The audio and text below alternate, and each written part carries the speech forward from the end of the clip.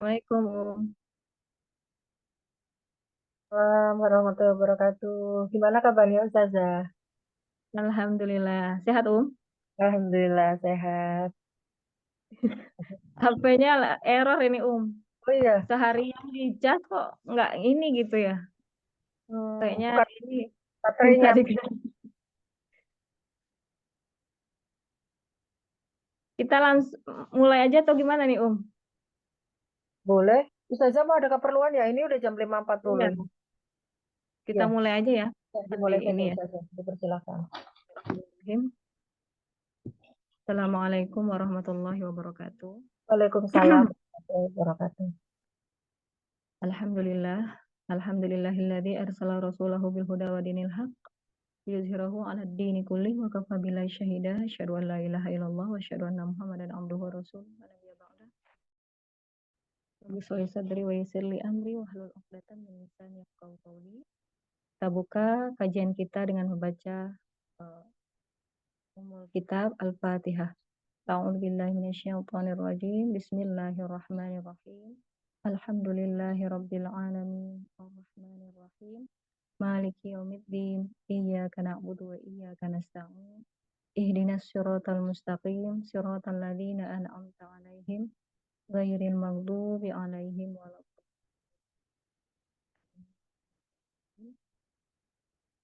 Allahumma sholli ala Muhammad wa ala ali Muhammad. Alhamdulillah ya pagi hari ini walaupun dengan berbagai kendala ya, eh, Allah masih memberikan kesempatan buat kita ya untuk melanjutkan kajian kita menuntut ilmu ya terkait dengan iman dan cabang-cabangnya. Masuk materi cabang iman yang ke-12 ya, yakni khauf. Khauf dan roja sebenarnya, cuman dalam materi iman dan cabangnya ini terpisah, Jadi khauf pembahasannya berbeda, roja juga berbeda ya. Harap-harap cemas ketika dalam beribadah ya pada Allah. Jadi di sini tuh ini ya terpisah materi iman cabang iman yang ke-12 sebenarnya, khauf dan khosyah. Nah, khauf itu sama khosyah ini berbeda ya. Nanti akan kita bahas apa bedanya gitu ya. Sama-sama bentuknya takut kepada Allah, cuman apa bedanya? Di sini kan akan insya Allah akan kita bahas apa perbedaan antara khauf dan khosyah. Mungkin kalau Uma mau buka ininya modulnya silakan ya. Nah, khauf artinya takut ya, takut kepada Allah. Ya, biasanya pembahasan khauf itu digabungkan dengan pembahasan roja. Ya, sebentar ya ini di grup sebelah belum ini. Tadi ada yang nanya.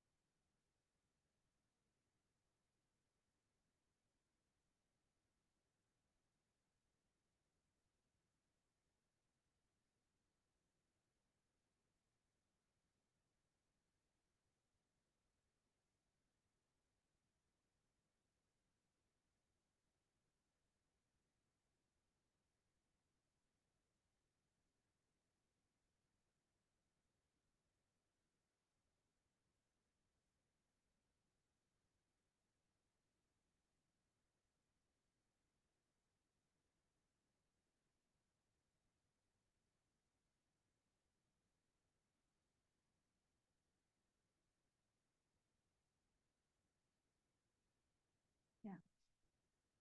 Jadi khauf ini adalah takut ya, takut kepada Allah. Jadi posisi khauf ya, kita takut kepada Allah itu seperti apa gitu ya. Ini di sini khauf itu di sini diartikan ya. Khauf itu takut kepada Allah dan roja adalah berharap kepada Allah. Ya. Tapi kalau ketika kita bandingkan dengan khasyah ya. Kalau khasyah itu lebih khusus ya, lebih khas gitu, yakni kepada Allah, hanya kepada Allah. Takut di situ maknanya adalah kepada Allah. Tapi kalau khauf itu bentuknya umum ya. Jadi bisa bentuknya takut kepada Allah, bisa bentuknya kepada yang lain juga ya. Nah, ini disebut khauf itu adalah termasuk dari 3 rukun ibadah ya. Roja adalah berharap, khauf adalah takut, mahabbah adalah cinta. 3 rukun ibadah ini ya. Ketika seorang ingin untuk melakukan ibadah, ini harus dimunculkan ketiga rukun ini. Kalau dia tidak punya ada rasa roja, khauf atau mahabbah, maka apa namanya? Dikatakan dia belum sempurna ya, karena ini termasuk rukun ibadah. Jadi termasuk rukun ibadah hati ya ya. Kalau misalkan sholat misalkan ya, ada rukun sholat ya, dan ulama juga berbeda-beda ya. Ada mengatakan 13, ada yang mengatakan 18 dan sebagainya. Itu apa namanya? Kenapa bisa berbeda gitu? Karena antara tumak nina itu dipisah ya. Ada sebagian ulama yang mengatakan tumak ninah dalam rukun sholat itu terpisah-pisah gitu ya, dengan mungkin ada yang menggabungkan tumak ninah dengan yang lain. Maka dia berbeda menjumlahkan berapa rukun sholat gitu ya. Nah, ini rukun sholat. Bagaimana dengan rukun ibadah hatinya gitu ya? Maka seseorang ketika beribadah harus memunculkan 3 rukun ini. Dia punya ada rasa harap kepada Allah, diterima amalnya, dan dia punya rasa takut ya, ketika ibadahnya diterima nggak nih gitu ya. Ada muncul rasa itu ya. Kemudian mahabbah, kecintaannya kepada Allah. Ya, kalau seseorang tidak cinta kepada Allah gitu ya, maka ibadahnya itu akan hambar ya, hampa.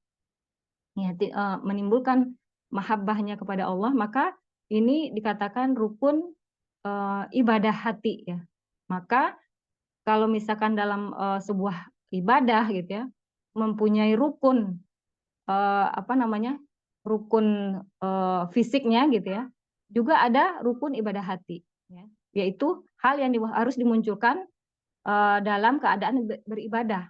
Ya, dihadirkan dalam hati itu gitu ya. Nah, kita lihat di surat dalilnya sebenarnya banyak ya. Cuman saya mengambilnya satu aja ya. Kalau kita bahas tafsirnya itu banyak ya. Surat yang menjelaskan tentang khauf. Nah, di sini surat Ali Imran ayat 175. Kalau kita lihat tafsirnya mungkin sedikit akan kita lihat tafsirnya ya di Ibnu Katsir. Kita lihat.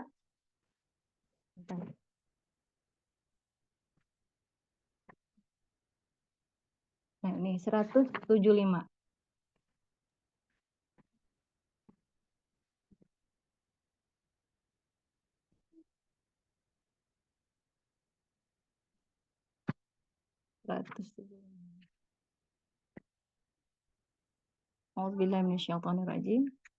Bismillahirrahmanirrahim.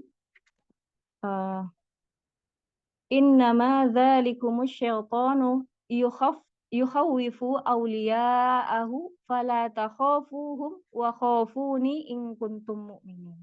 Jadi dikatakan apa? Sesungguhnya mereka itu setan ya, yang menakut-nakuti para wali Allah. Maka janganlah kamu takut terhadap mereka dan takutlah kepadaku jika kamu adalah orang-orang yang beriman. Nah, maksud di sini ada khauf di situ ya. Ada makna dalam kosakatanya yukhawwifu. Dari kata-kata khauf ya, takut. Atau takhafuhum ya. Wa khafuni. Di situ ada kata-kata akar yang sama. Takut, khauf. Berarti di sini penunjukan khauf di sini itu adalah untuk Allah, juga menunjukkan di sini janganlah takut kepada syaitan. Ya, berarti khauf ini sebenarnya umum ya, bentuknya Jadi bukan hanya takut kepada Allah gitu ya, tapi bentuk ada orang yang takutnya berlebihan kepada manusia, ada takutnya kepada suami misalnya, ada takutnya kepada orang tua, ada takutnya kepada setan gitu ya, Nah, jadi takut di sini berbeda dengan khosyah nanti ya, pembahasan khosyah. Khosyah itu lebih kepada takut kepada Allah. Ya. Nah, di sini kan terlihat ya dalam makna kata di sini ternyata khauf di sini adalah menunjukkan juga takut kepada yang lain. Maka disebut maka janganlah kalian takut kepada mereka dalam artian kepada syaitan ya, tetapi takutlah kepadaku jika kalian benar-benar orang yang beriman. Nah, di sini apa penjelasannya? Di sini disebutkan ini disebutkan di sini, sesungguhnya mereka adalah setan yang menakut-nakuti para wali Allah, yakni menakut-nakuti kamu sebagai para wali Allah yang mengesankan kepadamu seolah-olah mereka memiliki kekuatan dan kegagahan. Ya, orang kebanyakan takut sama setan kadang ya. Apalagi kalau udah cerita ya, kebanyakan tuh ya anak-anak gitu ya. Kalau udah cerita tentang goib gitu ya, itu udah ketakutan ya. Padahal sebenarnya dalam sisi akidah yang harus kita kuatkan itu jangan pernah takut kepada setan. Karena sifatnya setan itu kalau ditakuti gitu ya, dia akan membesar. Dia akan membesar dan justru kita akan dikalahkan gitu ya. Maka di sini ditanamkan kepada ya orang-orang ya anak-anak gitu ya ataupun orang-orang yang masih lemah gitu ya dalam sisi akidahnya, mereka terlalu takut kepada yang namanya setan atau jin gitu ya. Maka disampaikan ketika kita takut, maka dia akan semakin kuat. Jadi sifatnya seperti itu. Semakin kita takut ya dengan hal yang selain kepada Allah, maka dia akan semakin kuat dan kita semakin lemah. Rumusnya seperti itu. Jadi ketika anak-anak tadi ya akidahnya masih belum kuat gitu ya, maka ditanamkan kamu tidak boleh takut kepada setan atau jin lah ya, jin berupa setan dan lain sebagainya. Karena ketika kita takut, mereka akan semakin kuat, mereka akan semakin besar. Ya, para ulama juga menyampaikan ya, banyak ya ulama juga menyebutkan bahwasanya jangan pernah takut kepada yang namanya setan karena dia akan semakin menguasai kita.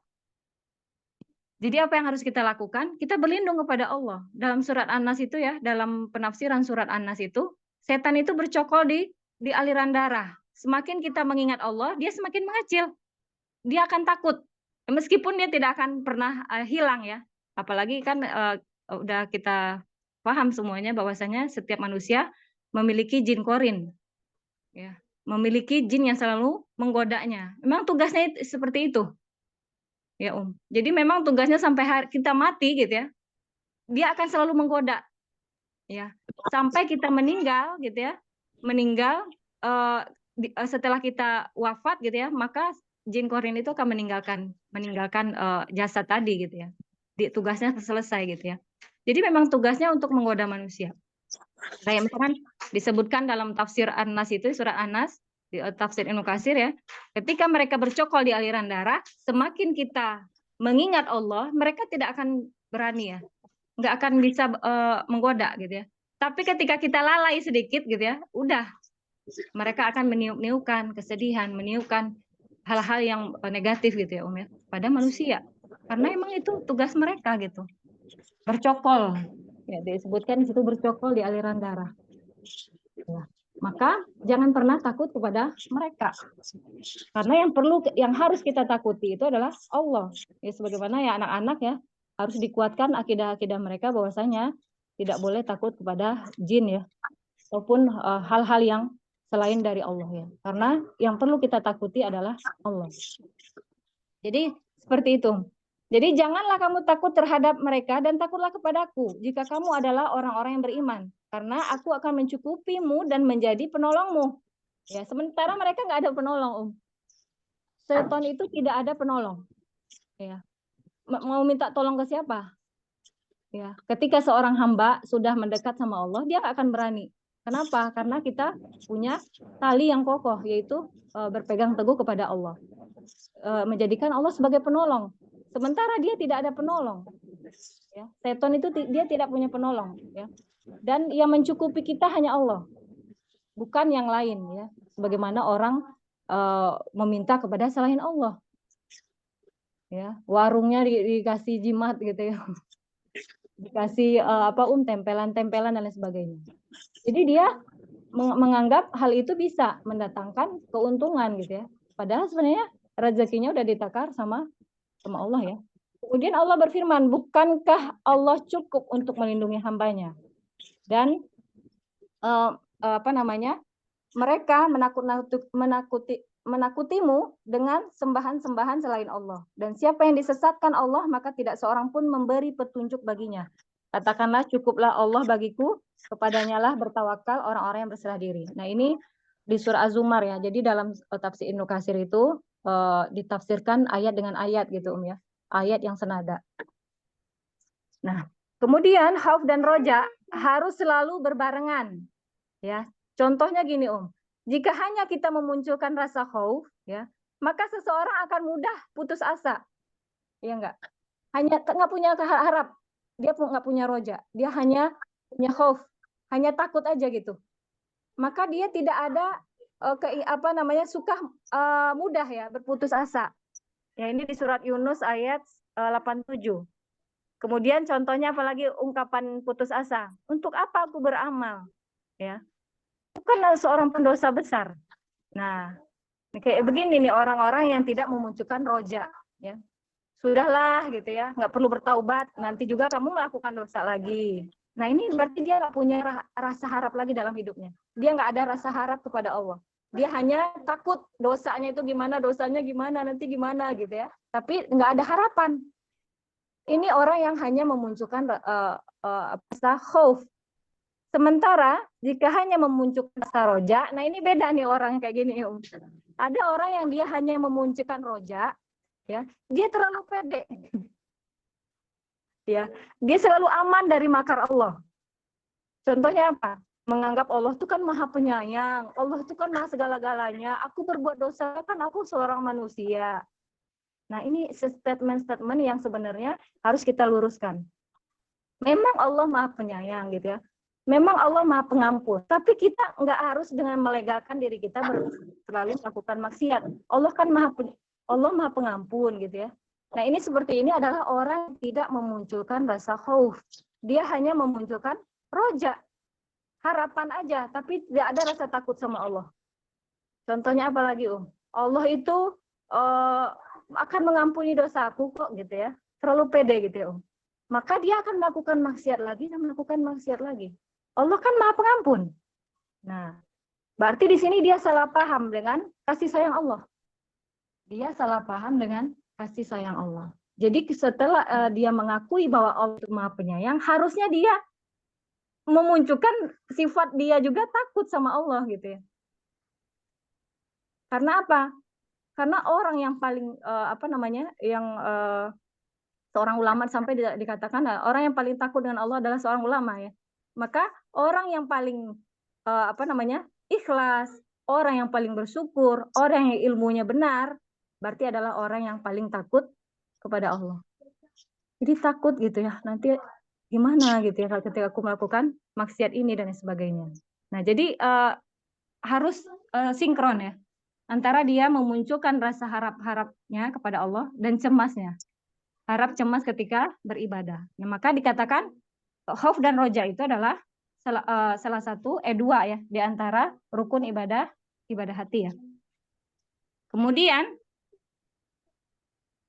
putus asa dan merasa aman tadi ya adalah dosa besar. Merasa aman dari makar Allah dosa besar.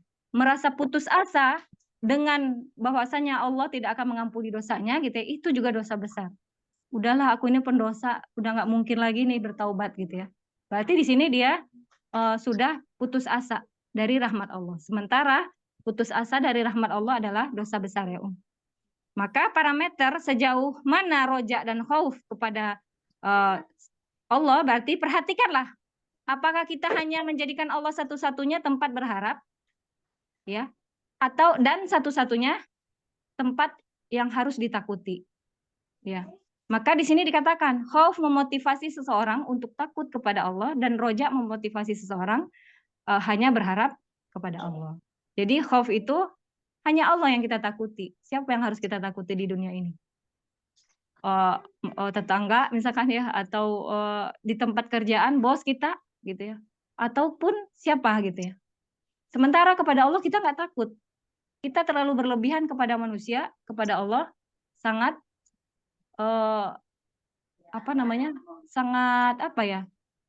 longgar gitu ya. Ya, karena mengakui bahwasanya Allah kan maha penyayang, Allah kan maha pengampun gitu ya. Dengan statement seperti itu.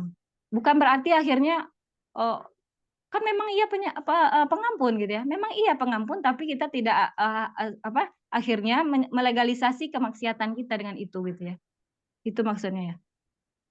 Nah, jadi di sini perkara penting dalam beribadah ya, yaitu memperhatikan rukun-rukunnya tadi. Ya. Kalau tadi rukun fisik ada, maka rukun hati juga ada. Rukun hati yaitu menghadirkan setiap dari perbuatan kita ada rasa takut kepada Allah, takut nggak diterima amalnya, ya. Jangan terlalu pede. Kadang aku mah ahli surga gitu ya, misalkan ya. Atau terlalu pede. Allah tuh kan Maha Penyayang gitu ya. Pasti aku akan masuk surga. Seperti itu ya ya. Nah, ini khauf ya. Sehingga di sini disebutkan seseorang yang beribadah dengan roja akan menumbuhkan harapan kepada Allah. Ya, berharap ibadahnya diterima, berharap surga, berharap rahmat dari Allah, ridha Allah gitu ya. Begitupun khauf yang dihadirkan dalam hati tentu akan muncul rasa takut jika ibadahnya tidak diterima, takut kepada azab Allah gitu ya, takut Allah murka ya. Semuanya ketakutan itu hanya dimuarakan kepada Allah. Hanya kita tujukan kepada Allah, bukan kepada selainnya ya. Ya. Kemudian tadi ada sedikit yang 3 rukun tadi ya, ada di situ ada mahabbah. Mahabbah ini rukun tertinggi ya ya.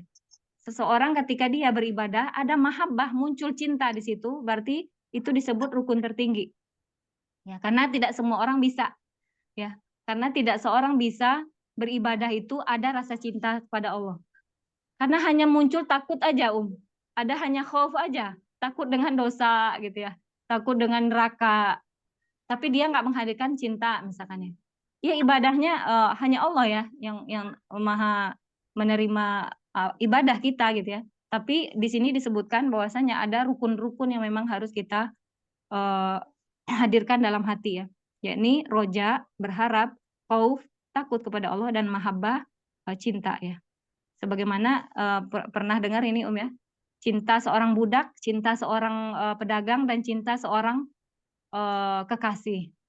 Nah, kalau cinta seorang budak, dia takut, dia mencintai bosnya ininya gitu ya, tuannya, karena dia takut dimarahi, takut ini dan lain sebagainya. Kalau takut seorang pedagang, cinta seorang pedagang, apa? Dia hanya mengharap keuntungan. Kalau nggak ada untung, dia nggak cinta gitu ya. Itu ibaratnya ya. Dan berbeda dengan cinta seorang kekasih, ya. Dia melakukan itu semata-mata karena dia cinta, sayang gitu ya, ya. Nah, maka yang harus kita hadirkan cinta kepada Allah itu memang merasa kita butuh gitu ya. Merasa sayang, cinta, bukan hanya sekadar takut dan tadi harapan ya, keuntungan ya. Tapi semuanya disinkronkan ya. Nah, ini ya. Maka untuk memunculkan rasa khauf yaitu mengetahui keburukan suatu perbuatan. Kita harus tahu apa perbuatan itu apa ininya. Kerugiannya, keburukannya apa gitu ya, ya. Dosanya, balasannya seperti apa. Itu harus memahami ya. Kemudian meyakini bahwa perbuatan buruk itu memiliki konsekuensi ancaman dan balasan. Ya. Maka seseorang yang tahu bahwa sebuah perbuatan adalah dosa, tapi dia masih melakukan ya dosa tersebut, dikatakan itu adalah syahwat. Nah, tapi obatnya apa tadi? Kalau dia seperti ini, maka yaitu beribadah dan mendekatkan diri kepada Allah. Ya. Kemudian, namun orang yang tidak tahu status perbuatan, misalkan ini hukumnya apa ya gitu ya, ini wajib nggak, ini sunnah nggak, ini makruh nggak gitu ya, maka ini orang yang melakukan itu dikatakan syubhat nanti jatuhnya. Syubhat itu ragu-ragu. Maka syubhat ini juga masuk kepada kategori penyakit hati. Syubhat dan syahwat tadi ya. Maka obatnya adalah mencari tahu. Mencari tahu ilmunya dulu baru beramal. Jangan sampai ketika beramal ada ragu-ragu. Aduh, ini nggak ya, bener nggak ya? Bener nggak gitu ya? Maka ini nanti muncul syubhat. Maka disebut ini adalah penyakit hati ya, yang akan mengurangi nilai pahala kita, nilai ibadah kita gitu ya. Maka harus dicari tahu dulu nih hukumnya apa, statusnya apa gitu ya. Nah, maka apakah kadar khauf dan roja harus selalu seimbang? Maka dikatakan tidak harus. Kenapa? Karena saat senang, perbesarlah kadar rasa khauf. Ketika kita banyak nikmat ya, nikmat tuh kayak berlimpah gitu ya, ya Allah ini kayak ada apa ya, hidupnya itu senang aja gitu ya. maka munculkan rasa khauf, takut kepada Allah. Ya, mudah bagi Allah untuk mengambil ya, mencabut sesaat gampang. Ya, sebagaimana kemarin ya, di Amerika, di LA ya, di tempatnya elit-elit orang-orang kaya gitu ya di Amerika gitu ya, hanya beberapa jam habis gitu ya, mudah bagi Allah gitu ya untuk mencabut segala kenikmatan ya. Kalau orang kafir nggak tahu ya, rasa khauf roja itu dia nggak tahu gitu ya. Nah, kemudian di sini saat ya kita sedih, sedang diuji, sedang sedih ya, maka di sini dikatakan apa? Perbesarlah rasa roja supaya apa? Emosinya stabil. Emosinya stabil ya. Nah, orang-orang kaya ini kadang dia nggak takut sama Allah ya. Kenapa? Misalkan ya, kita paham ya bahwasanya sahabat yang paling kaya itu Abdurrahman bin Auf radhiyallahu an, sampai dikatakan Rasulullah apa? Merangkak, masuk surga merangkak gitu ya. Maka di semuanya dikeluarin hartanya. Masih terus ada sampai sekarang yang dikatakan harta sahabat Rasulullah ya. Abdurrahman bin Auf itu masih ada gitu ya. Saking kayanya, luar biasa kayanya gitu ya. Sampai dikatakan Rasulullah, kamu dikabarkan Allah merangkak. Karena apa? Saking nikmatnya ya. Ternyata nikmat ini hati-hati juga ya. Jangan sampai terlena ya. Karena kebanyakan kalau kesenangan itu membuat orang terlena dan lupa sama Allah ya. Maka di sini dimunculkan rasa khauf itu. Takut gitu ya. Ini adalah ujian gitu ya. Apakah benar-benar dia bisa sanggup ya menjalani ujian dengan kenikmatan seperti ini? Kadang orang justru banyak ya, banyak nggak lulus ujian itu dengan ujian kenikmatan. Tapi kalau ujian kesedihan itu banyak yang bisa lulus, ya. Dia semakin dekat dengan Allah gitu. Tapi kalau nikmat, ya, kalau nikmat yang ada apa? Lupa. Terlalu senang gitu ya, hidupnya terlalu senang. Maka orang yang seperti ini dikasih nikmat banyak ini perbanyak berarti apa? Mengeluarkan hartanya, mengeluarkan harta di jalan Allah, terus disedekahkan. Siapa lagi nih orang yang harus butuh di pertolongan dan lain sebagainya. Maka ini adalah bentuk salah satu bentuk khauf ya bagi seorang yang beriman ya. Nah, sekarang masuk ke khosyah. Ya, khosyah. Apa itu khosyah? Khosyah ini tadi ya, lebih khusus, yakni takut kepada Allah, khusus ya, khususon. Hanya takut, maknanya takut kepada Allah. Ya, tadi disebutkan apa bedanya? Kalau khauf adalah rasa takut secara umum, bisa takut kepada orang, bisa takut kepada syaitan gitu ya. Rasa takut itu ya tidak hanya ditujukan kepada Allah tapi juga kepada selainnya. Ini di surat Ali Imran ayat 175 tadi. Kemudian kalau khasyah itu khusus rasa takut kepada Allah saja. Di surat apa? Di surat ayat 28, saya bacakan artinya aja ya. Di antara hamba-hamba Allah yang takut kepada Allah hanyalah para ulama. Dikatakan hanyalah para ulama. Sungguh Allah Maha Perkasa lagi Maha Pengampun. Berarti apa di sini Nanya. Kenapa ulama? Karena orang yang paling berilmu lah yang paling takut kepada Allah. Kalau dia tidak punya ilmunya, dia nggak akan takut sama Allah. Gimana muncul rasa takut itu? Orang dia nggak paham gitu misalnya. Maka ketika orang semakin berilmu, semakin tinggi rasa takutnya sama Allah. Semakin dia sendiri, semakin dia muncul, aduh gitu ya. Kalau aku tadi bisa bersama-sama, aku bisa semangat. Ya, ketika ada orang aku bisa rajin, kenapa ketika sendiri enggak? Muncul pertanyaan itu gitu ya. Berarti apa? Dimunculkan rasa takut tadi, khosyah tadi kepada Allah. Maka dia dalam keadaan sendiri ataupun banyak orang, dia adalah seorang yang taat. Dia takut sama Allah gitu. Maka ini adalah disebutkan ciri-ciri orang beriman ya. Maka disebutkan semakin orang berilmu, maka dia semakin besar takut Allah. Maka dikatakan ulama yang paling takut kepada Allah. Ya, disebutkan ulama itu paling takut sama Allah. Karena apa? Ilmunya. Semakin dia tinggi ilmunya, semakin tawadu, rendah hati. Kalau orang yang nanggung ilmunya, kadang dia masih sombong, masih lihat orang yang belum ngaji, ya itu mah belum ngaji gitu ya Om ya. Mungkin semuanya akan mengalami ini gitu ya. Semua mungkin manusia akan mengalami ini ketika dia baru mengkaji Islam misalkan ya.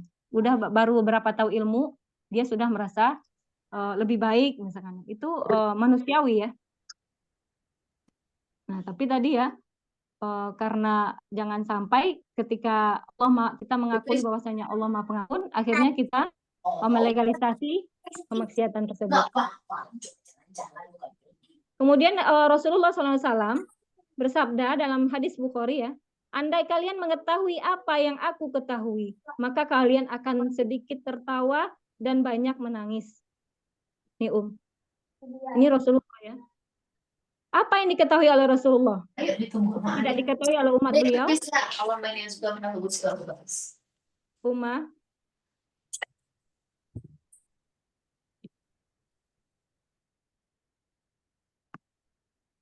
Ini HP saya lagi error ya.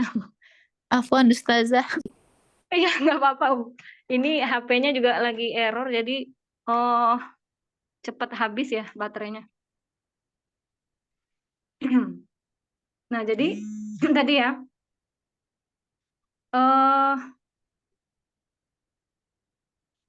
Apa tadi?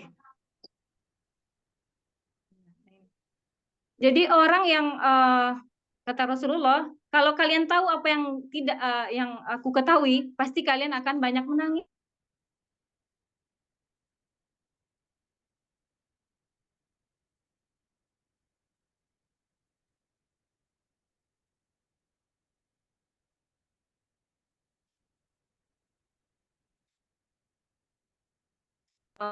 Mencari kesenangan-kesenangan.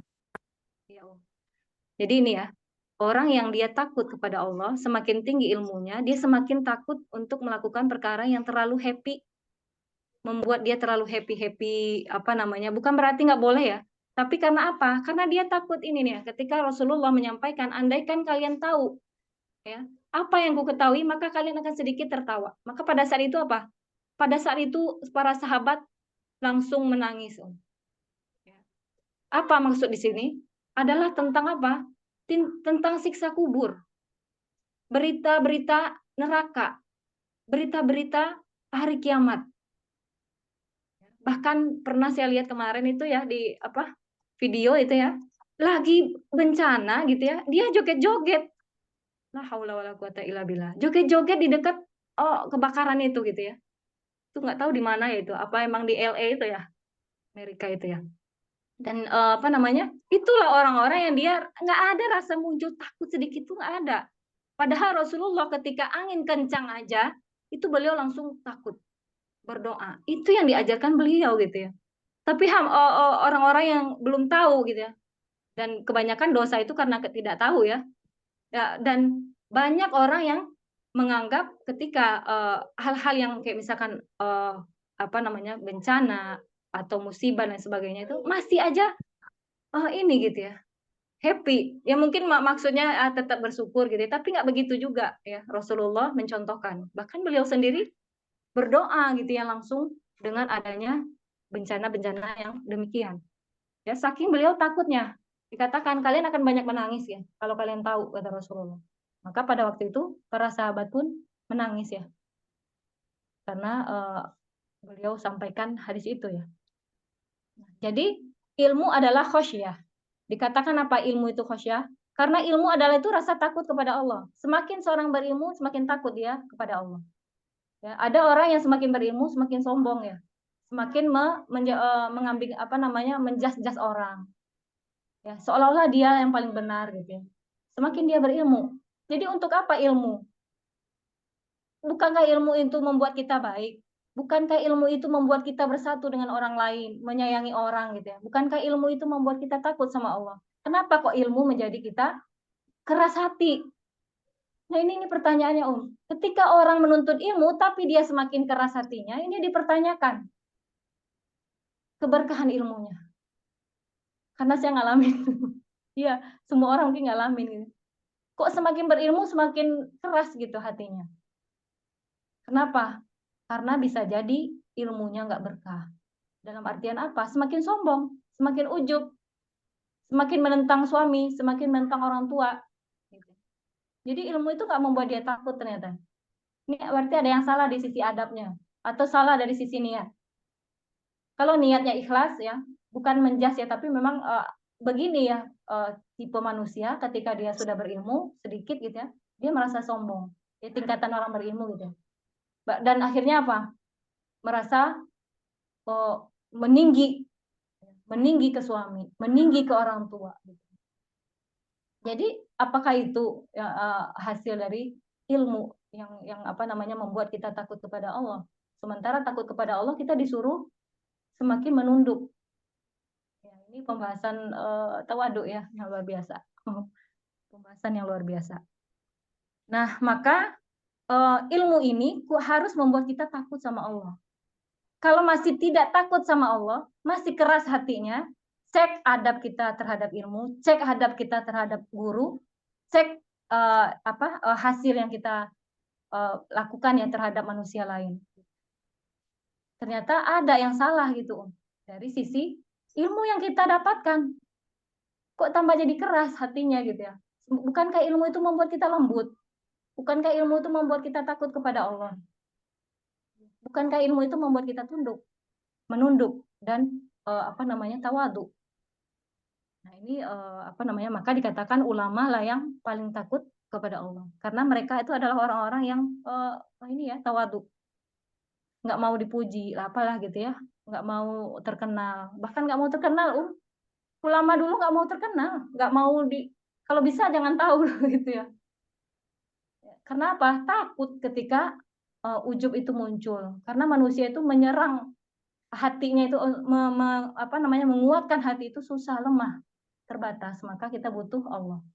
Itulah yang akhirnya muncul khosyah tadi, takut ya Allah gitu, nanti takut aku ria, nanti takut aku ujub. Bukan berarti akhirnya takut ria akhirnya dia nggak menyampaikan ilmu. Karena apa tadi ada ya batas-batasan mana yang harus ditampakkan, mana yang harus disembunyikan. Yang ditampakkan itu adalah syiar-syiar Islam, dakwah yang meninggikan kalimat Allah gitu. Tapi yang disembunyikan itu amal-amal pribadi kita. Nih kayak misalkan sholat tahajud, saum sunnah, ke Mekah nanti gitu ya. Kalau bisa, kalau takut muncul rasa ujub ketika kita nge-share, gak usah gitu ya. Mending gak usah sama sekali. Karena apa? Karena muncul khosyah tadi, takut kalau ria, takut dan lain sebagainya. Jadi akhirnya jangan sampai juga karena takut ria nggak ngapa-ngapain gitu ya, nggak usah dakwah deh, nanti takut ria gitu ya, takut dibilang alim, so alim dan sebagainya. Jadi memang ada yang harus ditampakkan, kurban juga termasuk harus disiarkan ya, kurban itu contohnya. Terus dakwah ya, menyampaikan ilmu itu memang harus ditampakkan gitu ya. Tapi ada yang memang sembunyi-sembunyi gitu ya, yang memang ini adalah yang membuat kita takut kepada Allah. Kemudian roja. Roja dan rogbah. Tadi sedikit dibahas. Berharap hanya kepada Allah. Kalau rogbah itu lebih memiliki makna yang hampir sama, namun keduanya memiliki perbedaan. Rogobah. Apa artinya? Ininya secara perbedaannya, roja adalah berharap atau menginginkan hanya sekedar keinginan. Kalau rogbah itu sangat-sangat berharap. Ya. Berlebih ya. Harapannya sangat-sangat kepada Allah. Jadi rogbah ini adalah rasa harap yang lebih khusus daripada roja. Sebagaimana khosyah lebih khusus daripada khauf. Khosyah ya. Nanti ada doanya ya, yang bisa dibaca setiap waktu-waktu mustajab ya. Kemudian roja, dalilnya apa? Di surah Al-Isra ayat 57. Mereka mengharap rahmat Allah. Kemudian di ayat yang lain, maka barang siapa yang berharap untuk bertemu Robnya, maka hendaklah dia beramal dengan amal yang solih. Begitu pula firman yang lain, maka mereka mengharapkan rahmat Allah. Ya, ini roja ya. Kemudian rogobah dalilnya di surat Al-Anbiya.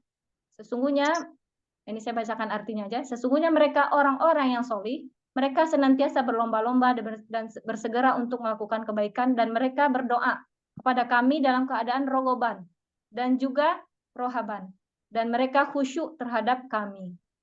surah Al-Anbiya ya. Jadi bagaimana memunculkan roja? Yang pertama, mengetahui besar dan luasnya pahala tersebut. Berarti setiap amal kita harus tahu keutamaannya ini, Mendidik anak, ternyata pahalanya seperti bersedekah beras atau bahan pokok ya, kayak bersedekah zakat ya, kayak zakat fitrah, mengeluarkan zakat fitrah 2,8 kg atau 2,75 berapa sok gitu ya, 1 sok ya. Nah itu lebih daripada itu. Nah berarti dia semakin apa, mendidik. Oh iya, keutamaannya luar biasa ya mendidik gitu ya. Kemudian keutamaan kepada suami, kewajiban dia kepada suami apa, keutamaan ini apa, keutamaan tahajud apa, keutamaan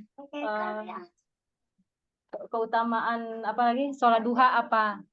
Kadang orang nggak mau sholat duha, nggak tahu keutamaannya. Ternyata keutamaannya apa? Menggantikan semua sendi-sendi kita. Semuanya harus disedekahkan ya.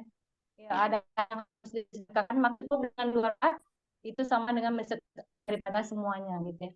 Berarti tahu keutamaannya gitu dari setiap amalan yang kita lakukan. Sholat 5 waktu, sholat rawatib apa keutamaannya. Maka muncul apa? Akhirnya muncul rojak tadi. Sholawat apa keutamaannya. Jadi bukan hanya sekedar ikut-ikutan, karena nggak akan muncul tadi nanti harap-harap tadi. Tidak muncul kecintaan tadi ya, rukun ibadah hati tadi yang sebutkan tadi 3 ya. Kemudian meyakini bahwa Allah menerima taubat seseorang, maka mengetahui keutamaan suatu perbuatan dari mengejar ketertinggalan diri. Kalau kita udah ketertinggalan jauh, maka kita kejar gitu. Apa yang kurang? Ilmu akidah, ilmu fikih, ilmu Al-Quran yang jelas yang pertama itu ya, Al-Quran, hadis dan sebagainya. Berarti memang harus kita kejar apa yang ketertinggalannya dari orang lain. Karena di dunia ini sekitar 8 miliar manusia yang berlomba-lomba. 8 miliar orang manusia di dunia ini menjadi saingan kita. Ya, di situ udah mencakup orang-orang kafir juga ya. Mudah-mudahan kita termasuk orang-orang yang ditinggikan ya, kelak bersama para nabi, para syuhada, para orang-orang solih dan orang-orang siddiqin ya, surga tertinggi ya. Maka dikatakan bertakwalah kepada Allah di mana saja. Nah ini ya, engkau berada dan susulah sesuatu perbuatan dosa dengan kebaikan. Setiap melakukan dosa, tuh ini lagi munculkan kebaikan lagi, setiap dosa munculkan kebaikan, setiap dosa iringi lagi dengan kebaikan. Maka ya itu akan menghapuskannya. Maka bergaulah sesama manusia dengan akhlak yang baik. Nah ini ya ya, pembahasan hari ini. Ada yang mau kita diskusikan dulu?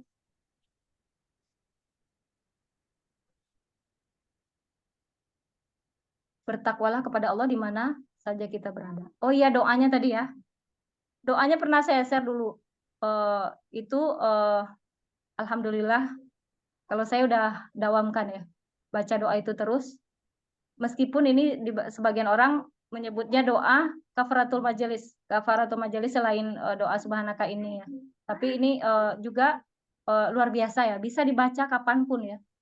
Doanya apa Allahumma qsim lana min khasyatika ma tahulu bihi bainana wa baina ma'asik. Sekalian ya saya baca ya. Wa min ta'atika ma tuballighuna bihi jannatak wa minal yaqini ma tuhawwinu alaina masa'ibad dunya. Allahumma mati'na bi asma'ina wa absarina wa quwwatina ma ahyaitana waj'alhu warisal minna waj'al sara'na ala man zalamana wansurna ala man a'adana wa la taj'al musibatana fi dinina wala taj'alid dunya akbaru hammina wala mablagha ilmina wala tusallit alaina man la yarhamuna. Artinya, ya Allah, kalau saya sampai ini aja ya, nggak sampai panjang ya ya. Yang penting ada di sini Allahumma qsim lana min khasyatika ma tahulu bihi bainana wa baina ma'asik. Itu udah cukup sebenarnya. Artinya apa? Ya Allah, berikanlah kepada kami rasa takut kepadamu sebagai penghalang untuk bermaksiat. Nah ini ya yang digarisbawahi. Nggak apa-apa sedikit itu juga ya, baca. Kemudian ketaatan kami sebagai jalan menyampaikan kami ke surgamu. Keyakinan kami sebagai penenang bagi kami atas musibah dunia. Nah, rasa iman maksudnya ya, yang menjadi mudah kita menjalani ujian. luar biasa ini doanya ya. Dan saya memang rasakan ya keutamaannya dahsyat gitu ya. Silakan ummahat nanti ya cari doa Allahumma qsim lana min khasyatika. Nanti saya share aja di grup ya. Jadi baca ini sampai di satu titik itu juga nggak apa-apa ya. Jadi minta munculkan rasa takut sama Allah. Jadi minta rasa khasyah. Insya Allah ketika kita minta rasa khasyah itu, Allah akan berikan ya ya. Apa sih yang nggak diberi sama Allah? Apa yang sulit sih bagi Allah? Nggak ada yang sulit ya. Kalau Allah berkehendak kita baik, kalau Allah berkehendak kita menjadi utama, maka mudah bagi Allah. Sampai di sini ada yang mau kita diskusikan dulu?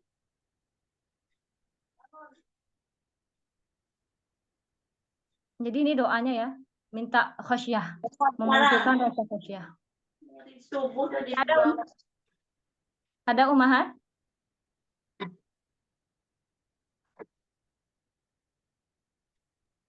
Ya, silakan mungkin lihat di modulnya ya tentang roja khauf, roja, khosyah dan rogobah ya. Itu sudah ada di materi ya. Semoga Assalamualaikum Ustazah. Iya, waalaikumsalam warahmatullahi wabarakatuh. Mangga Ini kalau kita menanamkan sama anak kita gitu Ustazah, supaya ada apa namanya roja juga memiliki roja sama Allah gitu. Itu gimana Ustazah kalau sama anak-anak yang masih belum sempurna ya akalnya. Cuman membiasakan kalau saya sih kan sama anak gitu ya, sama yang ini yang masih TK ya kalau mau minta jangan sama mama saya bilang gitu. Iya. Sama Allah dulu. Kadang saya kan berdoa gitu minta apa. Kok mana nggak ada ya katanya gitu misalkan. Dia pengen apa? Ya Allah saya pengen ini. Mana nggak ada doa lagi saya bilang gitu. Jadi besoknya aku belum ada ya. Itu gimana saja untuk apa sih memunculkan perasaan roja gitu. Iya, jazakallah khair. Wah, iya. Jadi Insya Allah ya Umi anak kecil ya. Kalau anak kecil itu pengennya instan. Apa-apa itu pengen ada langsung ya. Sama anak saya juga sama. Saya kayak mengajarkan gitu ya. Kalau mau minta sama Allah. Ya. Kalau kita minta sama manusia pasti kita kecewa. Buktinya kamu misalkan ya, minta sama Umi ini nggak dikasih-kasih gitu ya. Tapi kalau minta sama Allah, insya Allah Allah akan kabul. Tapi tak ada 3. Nah ini disampaikan juga. Ada 3 doa, bentuk Allah mengabulkan itu ada 3 caranya. Yang pertama, ya Allah kabul langsung. Yang kedua, Allah ganti dengan yang lebih baik. Karena Allah tahu nih ini nggak baik buat kamu. Misalkan contohnya dia minta HP nih, HP itu kira-kira bermanfaat nggak buat kamu? Kenapa Allah nggak ngasih? Karena bukan yang terbaik buat kamu. Maka Allah ganti sama yang lain. Contohnya kamu ternyata dimudahkan beli ini, dapat ini segala sebagainya gitu ya. Disampaikan itu gitu ya. Kemudian yang ketiga, Allah ganti nanti di akhirat. Pahala bentuknya. Tiket ke surga gitu ya. Pahala. Sampai di akhirnya, oh iya, berarti nanti dapatnya di surga ya gitu ya. Maksudnya dapat pahala. Dan ini luar biasa. Gitu. Pada di dunia. Seperti itu, Umi. Ya, jadi kita munculkan tadi roja, jangan pernah berharap sedikit pun sama manusia. Karena manusia itu juga minta sama Allah. Yang lain juga, Abi Umi minta siapa? Minta ke Allah juga. Minta apa? Rezeki supaya kamu bisa sekolah, bisa ini dan bisa jajan gitu ya. Maka memang mengajarkan anak memunculkan roja, harap hanya kepada Allah, tidak berharap kepada manusia, karena berharap sedikit kepada manusia kecewa. Semakin banyak berharap, semakin menderita. Jadi nggak apa-apa ya sejak ini memang sudah ditanamkan seperti itu ya supaya anak-anak paham. Cuma kan kadang kalau anak yang masih usia 6 tahun gitu kan masih mana gitu ya suka cari fakta gitu. Tapi suka ini sih saya ngalamin tuh ya pas dia berdoa gitu ya. Terus nggak lama tuh ada yang panggilan gitu kan ya, mama dapat rezeki, tuh bisa kan beliin kamu gitu. Oh iya ya Allah baik ya gitu. Iya. Jadi memang anak tuh nggak bisa menjangkau yang abstrak.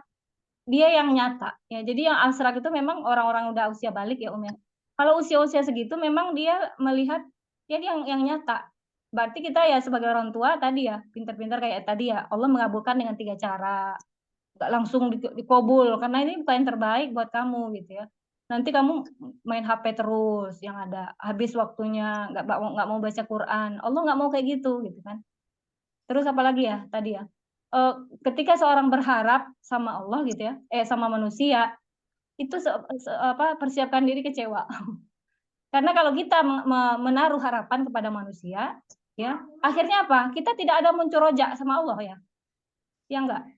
Berarti menghilangkan rasa harap kita kepada Allah. Kita berharap sama manusia. Kita udah dijanjiin A, B, C, D gitu misalnya. Ya gitu ya manusia ya Allah. Suka menjanjikan. Ternyata nggak ada kan, gitu. Bohong. Maka apa? Kita berharap sama Allah gitu ya, supaya apa? Enggak semakin banyak kecewanya. Terus apa? Orang banyak maunya, banyak menderita. Siap-siap sengsara gitu ya. Kebanyakan maunya gitu ya. Contohnya misalkan anak saya pengen ini, pengen itu, pengen ini semuanya gitu ya. Akhirnya apa? Allah nggak ngasih apa? Kamu yang merasa capek, menderita dan sebagainya. Maka perbanyak rasa syukur. Nanti ya ada pembahasan syukur lagi ya. Pembahasan syukur setiap keadaan. Alhamdulillah ala kulli hal. Kamu dapat apapun hari ini, baca alhamdulillah ala kulli hal gitu ya. Semuanya nikmat dari Allah gitu ya. Jadi berarti semuanya berkesinambungan ya ya pembahasannya ya. Maka tadi ya tadi memunculkan rasa roja, jangan pernah berharap sama manusia. Itu kuncinya. Jadi nggak supaya nggak banyak menderita dan nggak banyak kecewa karena manusia itu terbatas ya. Ada lagi Umahat? Gimana Berarti yang ini ya pandai-pandainya orang tua ketika menjelaskan. Minta di sholat tahajud. Sholat tahajud itu Allah turun di sepertiga langit, turun di sepertiga waktunya, maksudnya sepertiga malam Allah turun ke langit dunia. Allah turun ke langit dunia ngapain? Mengabulkan siapa yang meminta. Memohon memberikan ampun kepada siapa yang minta ampun gitu ya. Maka lakukan itu dan mustajab gitu ya. Kalau kata ibaratnya memanah ya tepat sasaran ya kalau dikatakan sholat tahajud itu. Dan anak-anak juga melakukan itu dan terasa. Nah kamu kan Allah tuh maha ini, maha mengabulkan doa. Minta apa yang kamu mau minta sama Allah. Gitu. Nah itu juga mengajarkan salah satu akidah yang itu kan rasa khauf, takut kepada Allah dan roja. Mungkin sampai di sini dulu pembahasan kita ya, mudah-mudahan yang sedikit ini bermanfaat ya dan bisa menjadi amalan buat kita ya. Dan Allah istiqomahkan di jalan ketaatannya. Kita tutup dengan doa kafaratul majlis. Assalamualaikum warahmatullahi wabarakatuh. Waalaikumsalam Mohon maaf lahir batin Umahat. Ya, mohon maaf lahir batin ya. Jazakunallah khair. Assalamualaikum. Waalaikumsalam. Waalaikumsalam Wa iyakunna Umahat.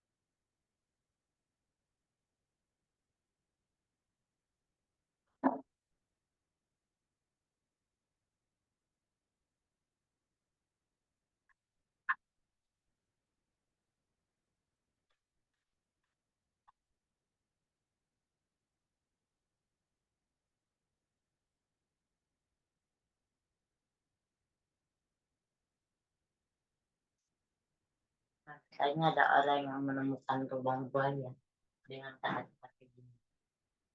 Dan sepertinya pohon pisang itu mencurigakan. Ya,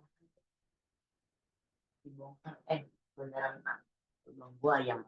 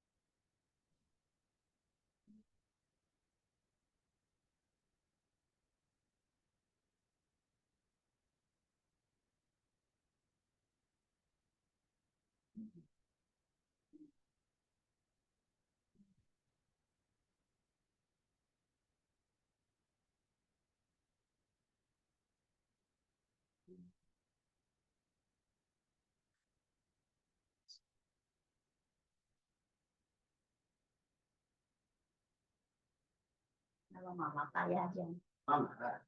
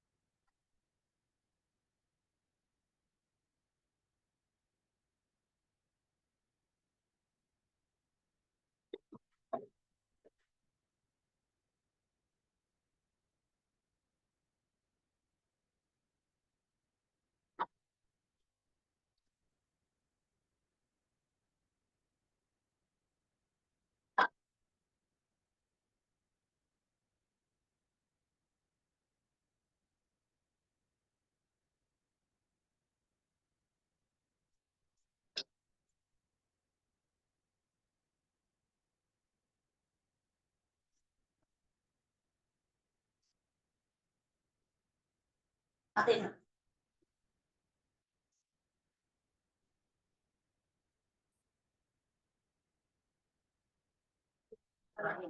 Polanya makanannya yang gede dulu kan. Nah,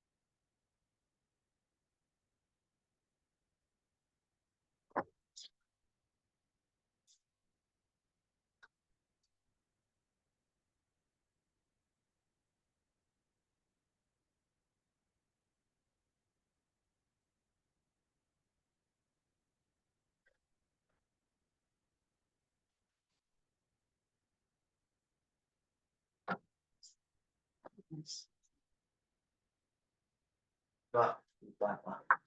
Terus saya butuh. Dapat dia rebus sudah dimasak dan enak.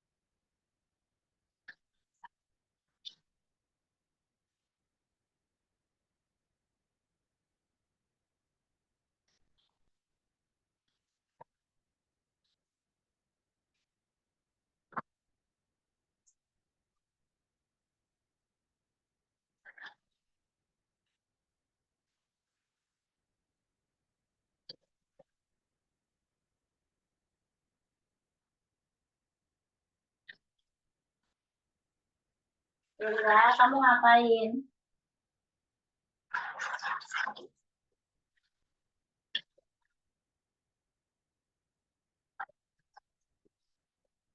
Bella, kamu ngapain? Di ruang tamu. Tugas kamu apa pagi? Ngepel.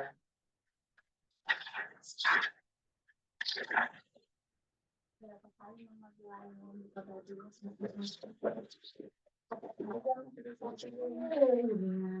Iya, tapi nggak dikerjain.